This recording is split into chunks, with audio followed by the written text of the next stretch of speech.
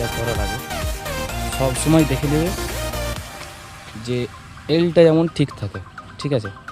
যেমন ধরো এলে সব যেমন এলে জয়েন্টটা পায়, ঠিক আছে? নাহলে কী বলো তো, এলটা দেওয়ার কোনো কারণই আসবে না। যদি এল ছোট হয়ে যায় সেতে কোনো কাজ হবে না। তাই বলছি ভাই বারবার এলটাকে ঠিক রাখবে।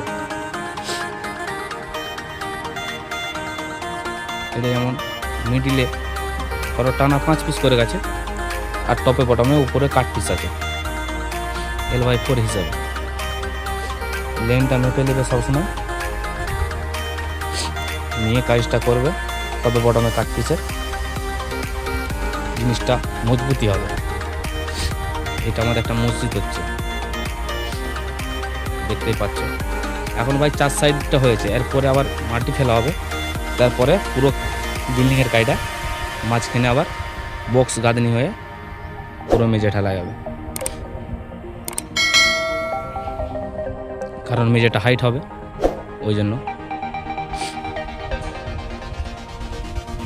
দেখতেই পাচ্ছ ওটা রাউন্ডটা ভাই ঘুরিয়ে ডিমটা বানা হয়েছে।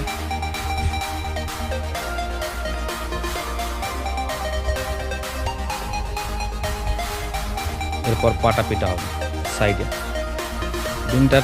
রিংটার ভাই হাইট আছে, ধরো এই রিংটার যে হাইটটা আছে সেটা হচ্ছে তোমার 12/7, ঠিক আছে? 12/7 হাইট আছে রিংটার, 12/7 রিং আছে। কারণ নাহলে পড়বে না খাঁচাটা, কারণ ঢালাই হবে 15 ইঞ্চি। এল যেমন ভাই সবসময়ের জন্য ঠিক থাকে, দেখে নিতে পারো। হয়তো বলবে যে দেখায়নি, দেখতেই পাচ্ছ।